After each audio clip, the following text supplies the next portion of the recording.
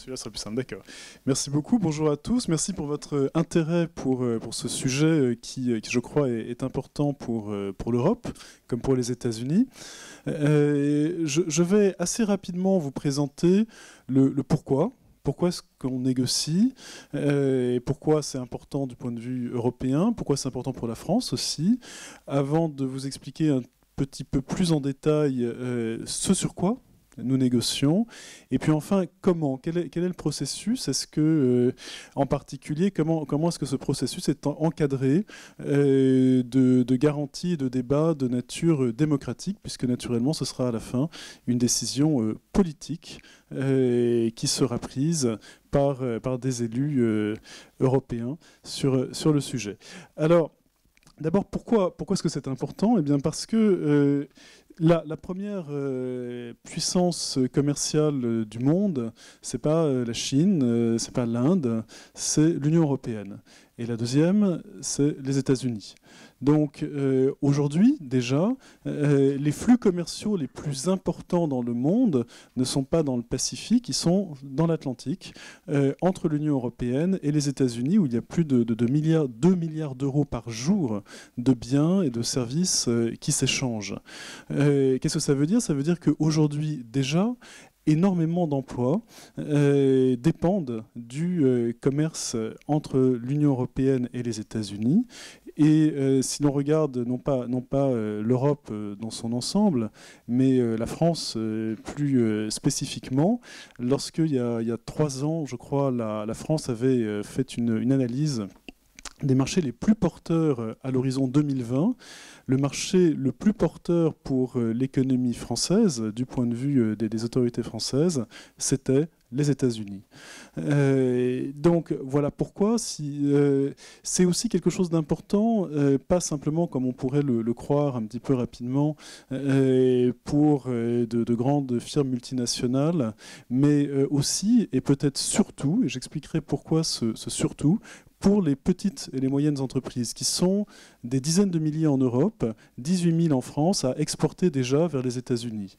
Donc, pourquoi, du coup, nous avons pensé de ce côté de l'Atlantique et de l'autre qu'il serait important d'examiner d'une façon systématique les obstacles qu'il peut y avoir à ces échanges, comment les améliorer, comment les amplifier? Eh bien, tout simplement pour créer davantage d'activités et donc davantage d'emplois des deux côtés de l'Atlantique.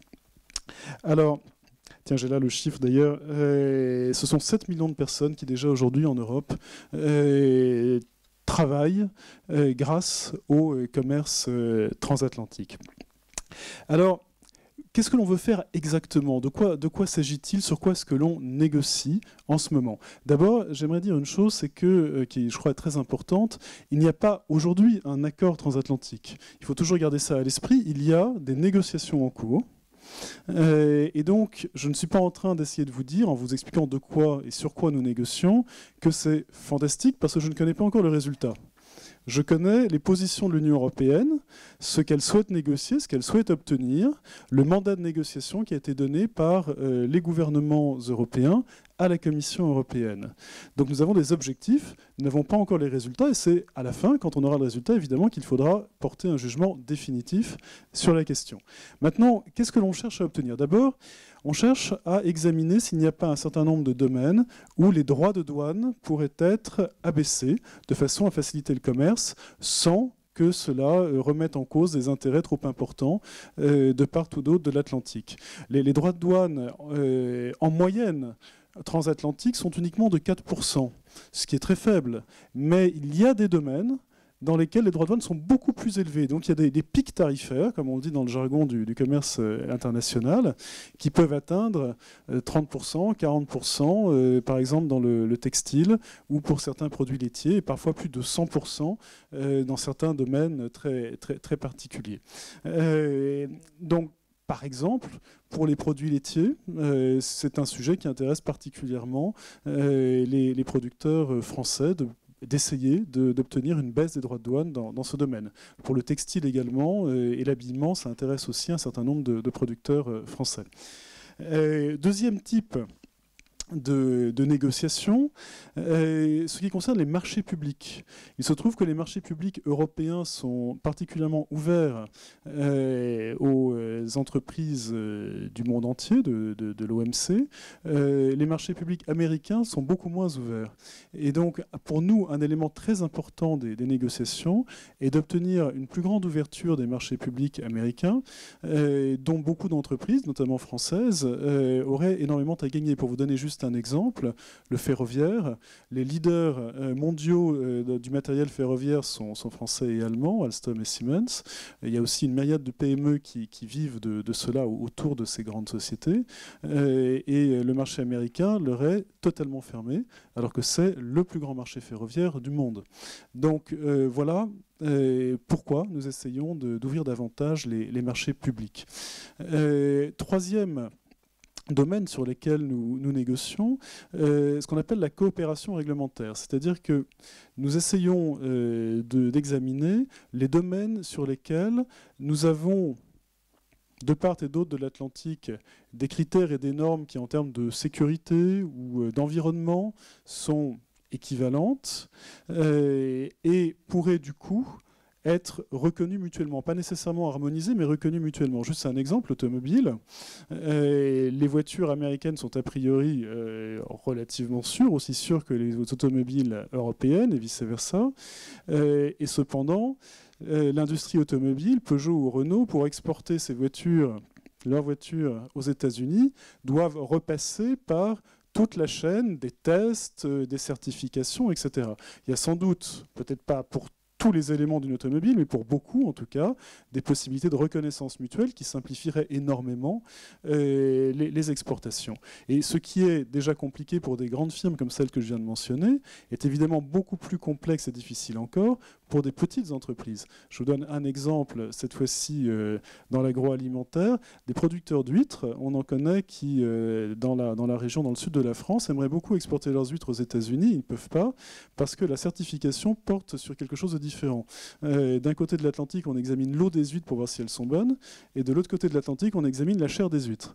Et pourtant, il n'y a pas que ce cherche d'épidémies de morts par ingestion d'huîtres mauvaises, particulièrement aux États-Unis, ou plus qu'en Europe, ou vice-versa. Donc c'est simplement une question de pratiques différentes. L'une n'est pas plus ou moins sûre que l'autre, et il s'agirait simplement de reconnaître que voilà, cette reconnaissance mutuelle pourrait avoir lieu. Donc voilà ce sur quoi on négocie. Il y a encore un dernier domaine sur lequel j'aimerais insister parce qu'il est important, c'est les indications protégées. Tout ce qui est nos produits du terroir. Il se trouve qu'en Europe, nous avons un système européen extrêmement bien développé qui protège tous nos produits traditionnels, hein, que ce soit les vins, bien sûr, des charcuteries, des fromages, etc. etc. Aux États-Unis, la tradition est assez différente. Elle est beaucoup plus fondée sur le droit des marques. Et du coup, les produits européens ne bénéficient pas de ce type de protection aux États-Unis. Donc un élément très important de notre négociation, c'est d'améliorer la protection des produits traditionnels aux États-Unis. Par exemple, les producteurs de fromage en Europe et en France en particulier sont très intéressés à cet aspect des négociations, ainsi que les producteurs de vin, y compris, j'imagine, de vin corse d'ailleurs. Donc voilà un petit peu les différents éléments. Dans la coopération réglementaire, il y a un dernier exemple que je voudrais vous donner parce qu'il m'a échappé alors qu'il est très important, je pense y compris d'ailleurs pour la Corse. C'est dans le domaine agroalimentaire, la certification. L'agrément des produits, notamment des fruits et des légumes. Parce que, pour vous donner un exemple qui n'est peut-être pas particulièrement corse, mais il est frappant, l'exemple des pommes. Les producteurs de pommes français exportent quasiment partout dans le monde, mais pas aux États-Unis, parce qu'il y a un processus d'agrément tellement long, il y a une file d'attente d'une dizaine d'années, qui fait qu'aucun producteur de pommes n'est encore aujourd'hui arrivé au bout de cette procédure d'agrément américaine.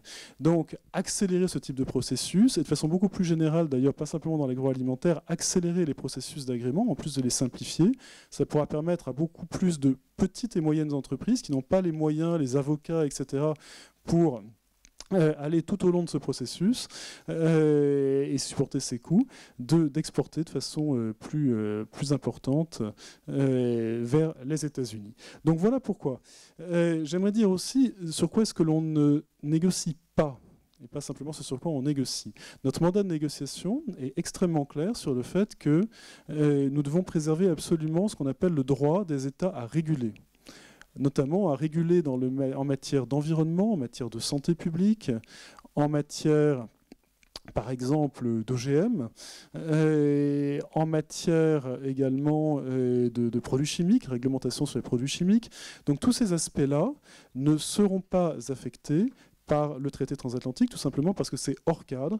Et de façon générale, les processus réglementaires européens, comme d'ailleurs les processus réglementaires américains, resteront intacts et le traité transatlantique ne pourra pas être invoqué pour justifier d'une quelconque baisse des niveaux de protection sociale ou environnementale ou en matière de santé publique d'un côté ou de l'autre de l'Atlantique. Ça, c'est extrêmement clair dans notre mandat de négociation et également dans le dispositif le projet de dispositif de protection, d'arbitrage plus exactement, des différends éventuels entre des investisseurs et des États, dont je ne parle pas maintenant parce que je suis sûr que d'autres que moi en parleront et qu'on y reviendra.